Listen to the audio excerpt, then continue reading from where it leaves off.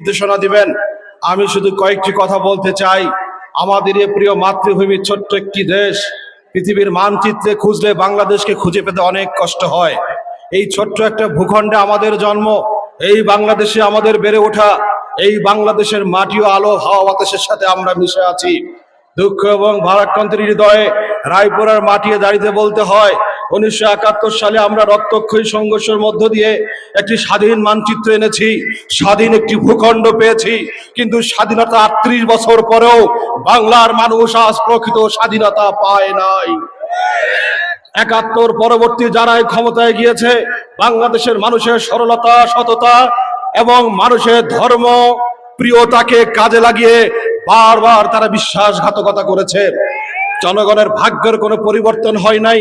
আমাদের এই প্রিয় মাতৃভূমিকে যারা এমপি মন্ত্রী রাজনীতি করে, তারা প্রকারান্তরে বাংলাদেশের রাজনীতিকে তারা নষ্ট করে ফেলেছে, তারা ব্যবসায় পরিণত করেছে, তারা বাংলাদেশের রাজনীতিকে পচা গণতন্ত্রে, তারা বাংলাদেশের রাজনীতি দুর্গন্ধে পরিণত করেছে। যার কারণে সচেতন নাগরিকরা রাজনীতির কথা শুনলে তারা ভয় পায়, সচেতন যুবকরা রাজনীতির কথা শুনলে তারা দূরে থাকে। কিন্তু 38 বছর পার হওয়ার পর এই জেনারেশন, নতুন বাংলাদেশের স্বপ্নচারী যুবকরা আর পুরনো দিনের কোন ফ্যাসিবাদের পথে বাংলাদেশকে আর ফিরিতে দিবে না। এই ব্যাপারে রায়পুরাবাসীকে ঐক্যবদ্ধ। আপনারা কি চান 71 থেকে 78, 25 পর্যন্ত 38 বছর যেভাবে বাংলার মানুষের উপরে নির্যাতনের স্টিম চালানো হয়েছে, ওলামায়ে কেরামের স্টিম রোলার চালানো হয়েছে, বাংলাদেশের স্বাধীনতা, সার্বভৌমত্ব, দেশের আইন শৃঙ্খলাকে নষ্ট করেছে, আমরা কি সে আগের বাংলাদেশ ফিরে পেতে চাই? অতএব নতুন বাংলাদেশ গড়বার জন্য এখন আমাদের শপথ নিতে হবে। আমরা নিকটতম অতীতে দেখেছি যে এই ক্ষমতাসীন দলের নেতারা যত বড় বাহাদুরি দেখিয়েছে, ক্ষমতার দাপট দেখিয়েছে, তত দ্রুত তারা বাংলাদেশ থেকে বিতাড়িত হয়েছে। অতএব এই 24 জুলাই অভ্যুত্থান থেকে শিক্ষা নিতে হবে।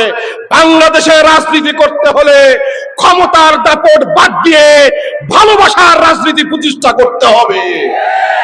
রায়পুরাবাসী শান্তিপ্রিয়, মুক্তিপ্রিয়, ধর্মপ্রিয়।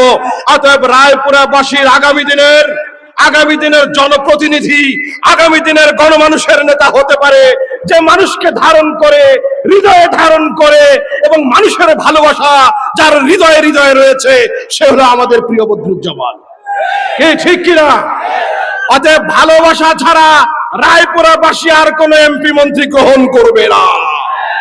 অতএব ভালোবাসা দিয়ে আগামীতে আমাদের রায়পুরাকে সাজানোর জন্য মহতারাম আমির পীর সাহেব চরমনাই বিশ্ব বাংলাদেশের জননন্দিত একজন তারকা বলবো আমরা, যিনি বাংলাদেশের মানুষদেরকে ইসলামের পথে সবসময় আহ্বান করেছেন।